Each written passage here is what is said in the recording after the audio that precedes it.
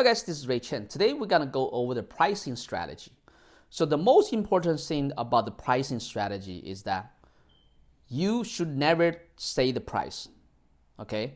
You should never say the price. And let me give you an example. So a couple months ago, I did a listing presentation for a home in Lomita. So I went to meet with the homeowner, and usually, I want to make sure that I ask them about the price, and I want to make sure I never say the price because if you say, let's say, if the home is worth $1 million, and if they insist on asking you to tell them the price, which happens often, and let's say if you do tell them the price, let's say if it's worth $1 million, if you tell them $1.1 million, and if they happen to agree to sell at $1 million, then you're making your job very difficult, right? Because the price you told them is actually higher than what they're willing to sell. Let's say, on the other hand, if you told them that their home is worth $900,000, then they may get pissed off. If they thinking that they want to sell the home for $1 million, then they're gonna think you don't know anything. So that's why you never want to tell the price, no matter how much they insist on you tell them the price. Sometimes when you ask them how much do they think their price is worth, they may ask you. They may say, "Oh, you're the professional. Why don't you tell me?" Even in that situation, you still would not want to say it. So I'll come back to the example of the home in Lomita that I sold a couple months ago. So when I met with them, obviously even before that, so I asked them, do you have a price in your mind at all? So they said no, they just don't want to tell me the price. And then I would ask them, how much would you sell your home if I can bring you a cash buyer tomorrow with a suitcase full of cash? How much would you sell? So this, by the way, this is a great question to figure out the homeowner's bottom line, because you're making it very simple, you're making it very attractive, you're making it very enticing. I'll say it again. So basically, I tell them, hey, homeowner, if I can bring you a cash buyer tomorrow with a suitcase full of cash, how much would you sell your home?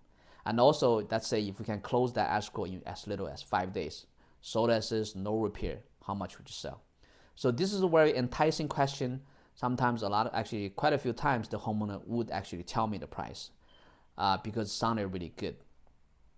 But in this Lomita situation, although I asked that question, the homeowner will still not tell me the price. And then I kept going. And then I also asked them, so what do you think your price range is? So basically, as you can see, I'm trying to figure out the answer by asking different questions, but the answer I'm looking for is the same. I'm trying to figure out how much they think their home is worth. So I asked that question again, and they still wouldn't budge. They still would not tell me how much their homes they think is worth. But in my mind, I know every homeowner knows for sure how much their home is worth. Whether they'll agree to sell their home at the market price or not, that's another question. But I know for sure every homeowner have a crystal clear idea of how much their home is worth. So then I asked all these questions. I pretty much exhausted my questions for home pricing. Then I started doing the pricing strategy, the pricing scale. So what I did is I drew a line, and I already attached that diagram in the course, so you can check it out. So I drew a line. In the middle, I put $500,000. On the left, I put $450,000. On the right, I put down $550,000. So I have to explain to the homeowner as I'm drawing this pricing scale. I tell them, hey, let's say if your home is worth $500,000, the actual market price. If we market at this price, we may get 100 buyers coming through the open house. We might get 10 to 15 offers. The offers we get maybe 490, 500, 510, 520, 530, or even 540. Then let's jump to the left side. Let's say on the left side, if we put the home at $450,000, we might get 20 offers, and we're getting maybe even 25 offers. We're getting like at least 10 more offers than the $500,000 price range. So in the $450,000 price, we might get a lot of offers, and the offers we'll be getting is probably gonna be 450, 460, even 500, or even 510, because the price is very attractive and it's gonna attract a lot of buyers. Maybe we're gonna get 200, 300 buyers to look at the home, right? Because the prices just appear to be really below market. And to the far right, so let's say if we market the home at 550, we might get 20 people to look at the home, because nowadays all the consumers, they are very smart. They have all the data. They know when the home is overpriced or not. So if we put 550 when the market price is $500,000, obviously $550,000 would be overpriced.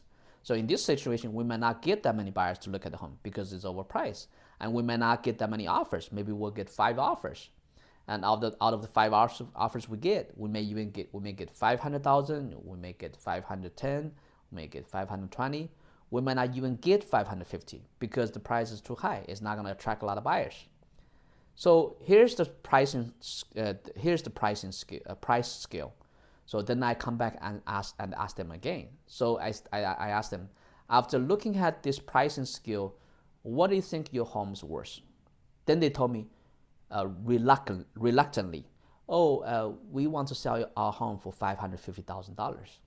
Now I understand why they were so hesitant to tell me the price they want, because in their mind, like I shared with you earlier, every homeowner knows for sure how much their home is worth, the market value. The reason they didn't want to tell me is because they know the $550,000 price is kind of overpriced. They feel awkward by telling me that.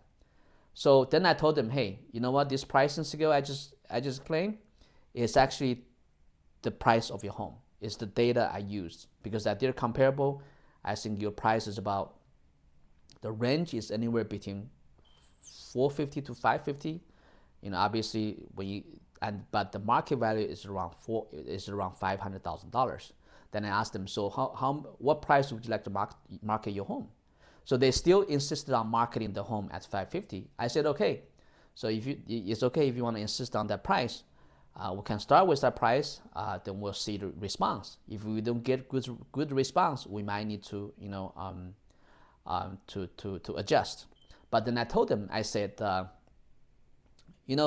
nowadays, now that you want to sell at $500,000, but the market is 500. Now that you want to sell your home at $550,000, but the market price is $500,000. If you agree to sell at $500,000, you could sell it with any agent, and it's gonna get sold just like that. But now, because you insist on selling your home at $550,000, I'm your best guy. I'm your best and only option, because I have the resource that other agents, the average agents, do not have. That's why I'm the best option for you to have even a chance to get the price you want.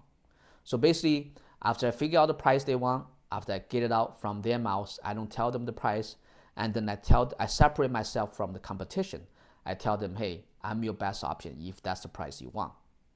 Obviously, usually before I figure out the price, I try to lower their expectation. In the market, when it's going down, I can share with them, now the market is going down, so you gotta realize, you gotta be realistic. If the market is not going down, then I would, do what I just did earlier, which is to tell them the price you want, is a little bit higher. There's a gap. So if you want to achieve the higher price, I'm your best option. So basically, I'm making sure that they understand the price they want is not 100% realistic, but I'm not trying to argue with them. I'm not trying to say they're wrong. I'm just pointing out the details so they can make their own decision. Okay. So now I'm gonna cover about the don'ts. You did some of the things you definitely do not want to do when you're trying to figure out the pricing with the homeowner. You do not want to say the price, like I said earlier, right? No matter how they say it, you do not want to say it. You want to guide the homeowner so that they have enough knowledge and information so they will tell you the price, right? And also you want to remove your ego, which I talked about this in the other part, the other session called Become a Hero, Be a Hero. And also you do not want to disagree with the client if they tell you the price. So earlier today, I was doing a coaching session with a coaching student. So I was acting as a homeowner, and he was acting as an agent. So he asked me, how much do you think your home is worth? I said $1 million. Then he came back and tell me that, oh, I don't think your home is worth that much. I think your home is only worth between $700 and $800,000. So he was disagreeing with me. So although I was just acting as a homeowner, it still made me, unhappy. I wasn't feel comfortable by him disagreeing with me. So you definitely do not want to disagree with the client on how when you try to get the pricing. You definitely do not want to be right. So like this coaching student, he was arguing with me. So basically he's saying that his price is right, my price is not right. If that's what you do with the homeowner, you will not get the business, you will not get the contract. So let me ask you this question: do you want to be right or rich? Right? So if you want to be rich, then give up being trying to be right. Okay? And also, you do not want to insist on your price. So whatever the homeowner wants to sell the home for, just let them sell at that price. But make sure that they understand, there is a gap. The price they want, between the price they want and the actual price. We can give it a try, but we might need to adjust. Okay, so this is Ray Chen. So today we just went over the pricing strategy, and until next time, thank you for watching.